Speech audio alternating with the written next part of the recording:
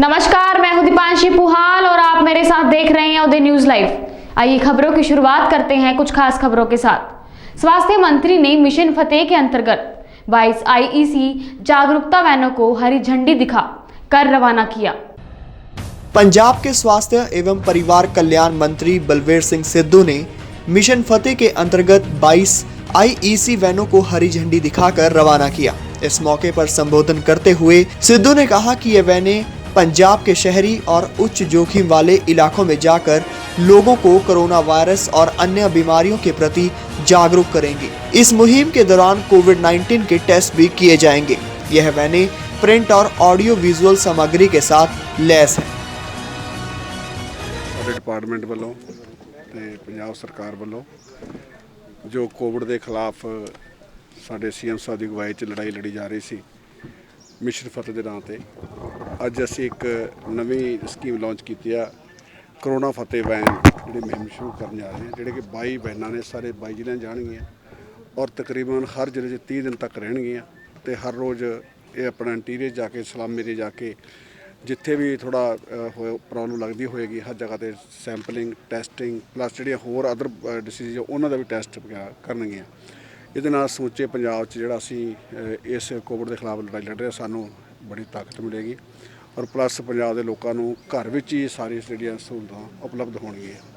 तो एक जिहड़ा मिशन फतेह सीगा उहदे च भी साडी बड़ी कामयाबी हासिल की है पर साडी सरकार ने फैसला किया कि असी बिल्कुल पंजाब नूं कोरोना मुक्त करना है।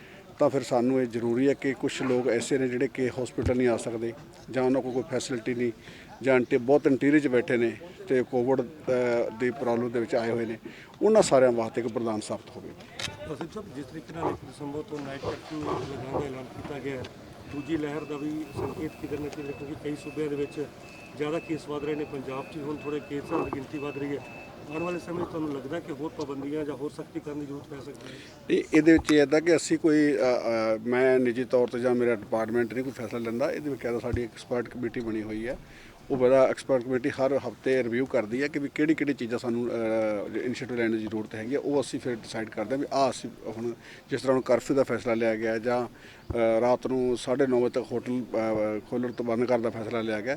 ये सारियां एक यूनानिमसली फैसले ना होंदियां ना कि इकल्ले तौर पर होंदियां ने और पर पंजाब हले परमात्मा की कृपा वाहिगुरू की कि असी अंडर कंट्रोल हैगा हले कोई इदां दी गल नहीं थोड़ा वधिया हैगा ये कोई दो राय नहीं कि थोड़ी पीक हैगी है पर लेकिन ये सिर्फ बाहरों माइग्रेशन होकर आ रही है जिवें दिल्ली के लोग काफ़ी पंजाब वाल आ रहे हैं इस करके थोड़ा जिहा साडे इत्थे आंकड़ा वधिया पर परमात्मा करे असीं कंट्रोल कर लांगे। पिछले चंडीगढ़ ने एक एडवाइजरी जारी की थी दिल्ली को लैके कुछ पंजाब सरकार या सेहत विभाग वालों कोई एडवाइजरी आने वाले समय जारी की जाएगी दिल्ली या जिथे होर सूबे ज़्यादा कोरोना फैल रहा है? नहीं वो नैचुरली असी हर चीज़ नूं बकायदा डेली उन्होंने असी बाहरों बैठ के वाच करते भी उत्थे की हो रहा जां साडे नाल की वापरन वाला वो साडी जिहड़ी एक्सपर्ट कमेटी का काम ही ये है तो असी तो सिर्फ उन्होंने इंप्लीमेंट करना साडी डिपार्टमेंट का काम तो इंप्लीमेंट करना है वो असी कर रहे हैं। मिशन फतेह तहत जी पहले किट्टां वंडियां गईयां सी हुण जदों दोबारा कोरोना लगातार वध रहा की होर किट्टां हुण पिंडां विच शहरां च वंडियां देखो गल इहदा जिहड़ी फतेह किट सीगी वो बहुत वरदान साबित हुई है और बहुत लोगों ने वो सलाह की गई है कि जोड़े बहुत माइनर सीगे उन्होंने लोगों वास्ते तो बड़ा वरदान साबित हुई है और असी उदा का जो सिस्टम है ये एक दिन बंद थोड़ा किया ये लगातार चालू रहेगा जिन्ने देर कोविड रहेगा। जी ICU होर वधाउण की गल की गई सी जां प्रबंधन की गल किन्ने ICU सेंटर जिहड़े असी बंद ही कोई नहीं किया साढ़े ऑलरेडी साढ़े लैवल 1 या लैवल 2 लैवल 3 का ऑलरेडी जिन्ने सीगे ऑलरेडी काम कर रहे हैं सारे। हाँ जी कोई जरूरत पैगी तो होर बढ़ा भी सकते ठीक है। जल्द ही बदलेगी यमुनानगर शहर की सूरत। लंबे समय से अधूरी पड़ी सड़कें अब होंगी पूरी। लाइट से लेकर सफाई व्यवस्था भी होगी दुरुस्त। साथ ही यमुनानगर में लंबे समय से विकास को तरस रही मॉडल टाउन की मुख्य सड़क पर काम शुरू होने वाला है। जल्द ही मॉडल टाउन निवासी और यहाँ के दुकानदारों को मॉडल टाउन की खस्ता हालत सड़क से अब निजात मिलने वाली है। लंबे समय से लोगों को इंतजार था कि ये सड़क जल्द से जल्द बने क्योंकि ये शहर का पॉश इलाका है। इसी सड़क को लेकर कभी ठेकेदारों और निगम के बीच विवाद हो तो कभी कुछ हुआ और अब सब कुछ समाप्त कर ये सड़क जल्द शुरू होने वाली है। मुझे बेहद खुशी है कि इस पे कार्रवाई अब शुरू हुई है हम लोगों ने बहुत ही प्रयास किया, बहुत ही हमने इस पे काफ़ी बार हमने धरने पर भी बैठे और कुछ संस्थाओं के साथ हमने मिलकर एक स्माइली भी बनाई थी खड्डों में। तो हमारा जो वो प्रयत्न है वो पूरा सफल हुआ है और सरकार जागी है, अब उस पर कार्रवाई की है, जो भी अब उसको जल्दी ही शुरू की गई है। देखिए, मैं समझता हूँ हफ्ते के अंदर अंदर वो सड़क चालू हो जाएगी। हमारे सभी अधिकारियों से बातचीत होगी और वो एजेंसी भी उसने आज मटेरियल मंगा लिया अपना, और एक हफ्ते के अंदर अंदर वो स्टार्ट होने के 2 दिन का काम है वो होके तैयार हो जाएगी। और इसके अलावा जितनी भी मालटोन की है यमुनानगर की सड़कें जो रह गई थी, किसी ना किसी वजह से रह गई थी, जो कोविड का एक महामारी का रूप पूरी दुनिया के अंदर था, वो ख़त्म होने के बाद वो भी दोबारा से हमने काम स्टार्ट किया। निसंदेह ये काम भी बड़ी जल्दी से हो जाएगा पूरा। देखिए, पिछले 1 साल से तो कोविड के कारण सारे हमारे विकास के कार्य रुके हुए थे। इसके अलावा कोई ऐसा हमारा कोई वो नहीं था, तो ये अब जल्दी हम इसको तैयार कर देंगे। आपने देखा होगा मधु के सामने जो कन्हैया चौक को सड़क जाती है कितनी सुंदर बनने लग रही है। आपने देखा होगा नेहरू पार्क की चारों तरफ लाइटें कितनी बढ़िया लग रही हैं। आपने देखा होगा संतपुरा गुरुद्वारा के सामने कितनी सुंदर लाइट की व्यवस्था होगी। हमने इंडिपेंडेंट एक लाइट के लिए अपना डिपार्टमेंट बना दिया। आपने पिछले 1 हफ्ते से देखा होगा लाइटों में कितना परिवर्तन आने लग रहा है, सभी लाइटें हमारे जगमग होने लग रही हैं। ऐसे ही हमने सफाई की व्यवस्था कर दी। हमारा टेंडर हमने लगा दिया, टेंडर बहुत जल्द अलॉट होने वाला है। डोर टू डोर लिफ्टिंग का जो एक शहर में गंदगी की समस्या रहती है, हाँ, इससे भी बहुत जल्दी हमें जो काम कर रहे थे और बहुत तत्परता से इसे निजात दिलाने का काम करेंगे। अब राजनीतिक लोग भी कूदे किसानों के साथ मैदान में। महम से निर्दलीय विधायक कुंडू ने भी किया दिल्ली कूच। विधायक बोले, किसानों पर अत्याचार करने की जगह उनकी मांगे माने सरकार। किसानों के इस आंदोलन में अब राजनीतिक दलों ने भी शिरकत करनी शुरू कर दी है। रोहतक जिले के महम विधानसभा से निर्दलीय विधायक बलराज कुंडू अपने कार्यकर्ताओं के साथ दिल्ली कूच के लिए निकल पड़े। रोहतक टोल प्लाजा पर प्रशासन द्वारा बनाई गई दीवार को तोड़कर वह दिल्ली के लिए आगे बढ़े। साथ ही उन्होंने हरियाणा के विपक्षी दलों पर निशाना साधते हुए कहा कि भूपेंद्र सिंह हुड्डा, अभय सिंह चौटाला ड्राइंग रूम छोड़कर किसानों के इस आंदोलन में मदद करें। ये मैं तो सरकार से निवेदन करना चाहूँगा कि आज अन्नदाता, पूरे देश का अन्नदाता और विशेषकर हरियाणा पंजाब का अन्नदाता आज सड़कों पे आ चुके हैं अपने हकों के लिए। किसी को शौक नहीं है सड़कों पे उतरने का। अब तो किसान के लिए काम का समय है।